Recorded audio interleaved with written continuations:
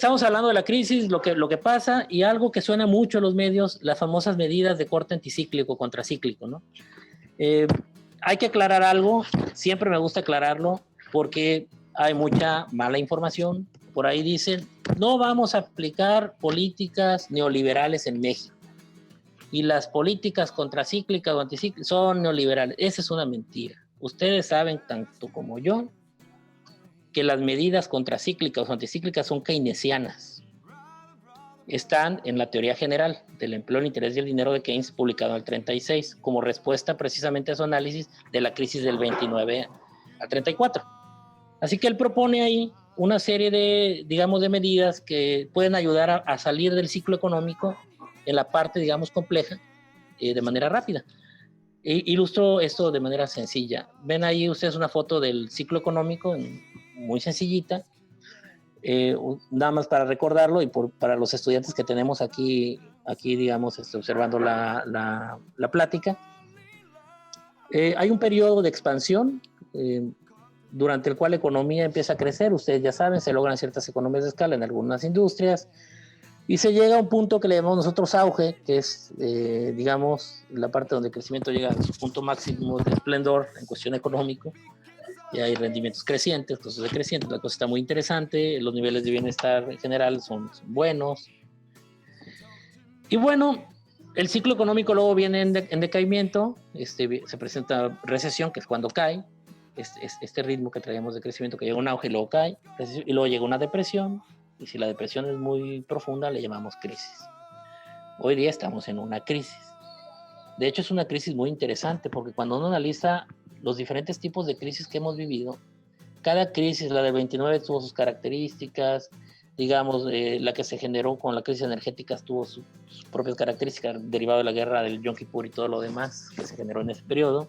Luego la primera crisis, digamos, del modelo neoliberal tiene sus características, la del 2008 tiene sus características, y esta es totalmente diferente porque, no sé si esté de acuerdo conmigo o no, maestro Mandelo, los demás, pero esta es como una suma de todas las demás. Ahora sí que la suma de todos los miedos en una sola crisis. La tenemos en una, ahí no las juntaron todas, ahí va, en una sola. Porque nunca habíamos pensado siquiera la posibilidad de un evento de la magnitud de la que estamos viviendo. Yo a mis alumnos les digo, guarden en su memoria este momento porque es histórico.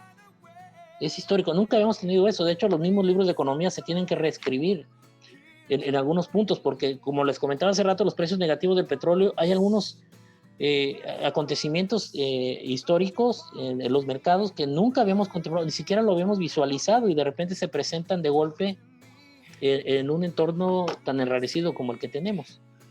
Entonces, lo que buscan las políticas de corte anticíclico son precisamente evitar algo que Keynes llamaba la preferencia por la liquidez, que no es otra cosa que la aversión al riesgo que tienen los agentes económicos. Cuando estamos en periodos de crisis nos da miedo, somos aversos al riesgo, somos miedosos. Hay unos que son más aventados a otros, pero la mayor parte de los agentes económicos somos aversos a riesgos por 3 razones o motivos. Y el motivo transacción es que nos gusta o tenemos preferencia por la liquidez, que es el cash, el dinero en efectivo. Nos gusta guardarlo bajo el colchón cuando estamos en estas situaciones tan apremiantes. La mayoría de la gente tiende a ahorrar en casa, no confían en el banco, no confían en nadie porque dice, bueno, ok, tengo eso ahí, no quiero yo sacarlo.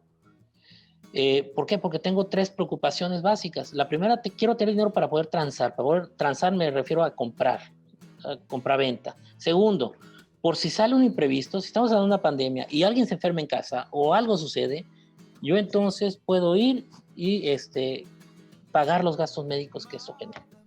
Y 3, el motivo de especulación, porque el mercado me puede presentar una oportunidad que puedo yo aprovechar. Y entonces, bueno, por eso lo necesito, el dinero líquido conmigo. Entonces, el problema concreto es que la gente tiene el dinero, pero lo tiene guardado, y lo tiene guardado por razones que son muy justificables. Lo que tenemos que hacer es incentivar a la gente a que siga usando el dinero, lo siga utilizando para que la economía no se detenga. Y es aquí donde el gobierno tiene que participar. Y les digo yo, bueno, el gobierno tiene que trabajar a través de las medidas de contracíclicas o anticíclicas. Y conste que lo dice alguien que yo me considero un liberal económico, pero también entiendo que hay momentos donde el gobierno es necesario a la economía para reactivarla, y este es el momento donde lo tiene que hacer. Las medidas contracíclicas son en 3 vertientes. 1, disminuir los impuestos, es decir, ayudarle al empresario a que uno no se siente desgastado por el pago de impuestos. Les digo porque eso ha pasado con la pyme, sobre todo con la pyme, y hablo de pequeña y mediana empresa en el caso de México, porque acuérdense que otorga el 78% de los empleos formales de México y cerca del 50% del PIB lo generan ellos. O sea, ese es el papel preponderante que tiene la pequeña y mediana empresa en México. Y en México, cuando viene lo de la pandemia, cuando viene lo de la cuarentena, si ustedes tienen conocidos que son empresarios, no me van a dejar mentir en este punto. El gobierno no les ha dado ningún tipo de condonación de impuestos, ni el pago del seguro social, no tienen ningún tipo de ayuda. Les aventaron por ahí con un préstamo de 25,000 pesos, que en realidad, yo platicaba con un amigo que es empresario y me decía, los 25,000 me sirvieron para un mes de algo y de una sola cosa de lo que yo tengo que pagar. En realidad no me ayudó en mucho. Me dio aire muy brevemente. 2, expandir el crédito a través de la reducción de las tasas de interés. La mayoría de los países redujeron las tasas de interés a niveles casi de cero. En Estados Unidos, por ejemplo, está en cero. El resto de las economías igual, están muy, muy bajas. En México estuvo en 6% por ahí de marzo, ahorita estamos en 4.25, Banco de México dice que probablemente lleguemos al 4%, pero hay que bajarlas. ¿Por qué? Porque eso estimula el crédito. La gente con una tasa de interés baja puede ir a solicitar préstamos y eso reactiva la economía. Y por último, incrementar el gasto, pero con políticas dirigidas a los sectores claves. Nos dice el gobierno que lo estamos haciendo a través del otorgamiento de becas y todo eso, pero ustedes lo saben que estadísticamente cuando uno fragmenta tanto el apoyo, el efecto multiplicador esperado no es suficiente. No es como cuando tú enfocas el apoyo, como lo han hecho, ahorita mencionábamos la Unión Europea y otros lo voy a volver a mencionar, a sectores concretos donde ahí detona y se ve y preserva el empleo. Tanto lo que ha manejado Trump como lo que ha prometido Biden para ahora que él se incorpore, por ejemplo, en Estados Unidos, ¿no? A eso nos referimos con incrementar el gasto. Aquí vuelvo a repetir lo que se hizo durante la pandemia a nivel global, que en México no ha pasado, más que el apoyo de 25,000 y, digamos, los pequeños préstamos, y bueno, los 109 fideicomisos que nos quitaron y que ahora se van a manejar por otro lado para, digamos, que no sea tan opaco el manejo. Estados Unidos les decía un paquete de 3 billones, Unión Europea, ya lo hablamos también, apoyos concretos para proporcionar liquidez a la pequeña y mediana empresa. Más de 90 países, miembros del Fondo Monetario, han pedido ayudas de fondos de emergencia.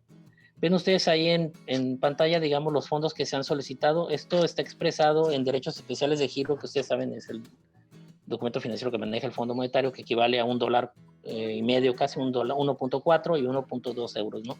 Cada derecho especial de giro. Esa es la cantidad que se ha manejado hasta el momento. Bien, en general, entonces, ¿qué panorama tenemos? Cuando ve uno los datos, por ejemplo, de Estados Unidos, del crecimiento que tuvo durante el último trimestre, son muy positivos, pero ahí se aplicaron medidas anticíclicas muy direccionadas a ciertos mercados. En el caso de México, por ahí nos hablan de que se recuperaron 200,000 empleos, pero se perdieron cerca de 1 millón.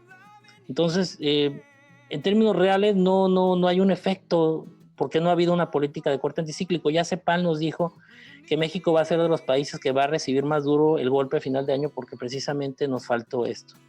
Esperemos nosotros que el gobierno se reactive este año que viene, que es electoral, y seguramente aplique algunas medidas de corte anticíclico que ayude a la pequeña y mediana empresa a preservar los empleos y sobre todo a que no se estén cerrando, porque la generación de desempleo en México, bueno, sí se están generando ahorita empleos por la reactivación, pero es mucho mayor, digamos, las pérdidas que los beneficios que hemos tenido y tienen que ver con esto, ¿no? Entonces hay que mantener la observación de lo que está sucediendo en otros países con respecto a las medidas, cómo funcionan y los efectos que tienen y qué es lo que estamos haciendo nosotros en México para también contrarrestar. Lo que yo invito a toda la gente es, si no podemos nosotros estar esperando definitivamente que el gobierno lo haga, lo hagamos a través, como lo ha dicho el mismo fondo y la OCDE, que sea a través del consumo local, que nosotros incentivemos con el consumo local este efecto multiplicador, haciendo turismo local y sobre todo haciendo también este consumo local.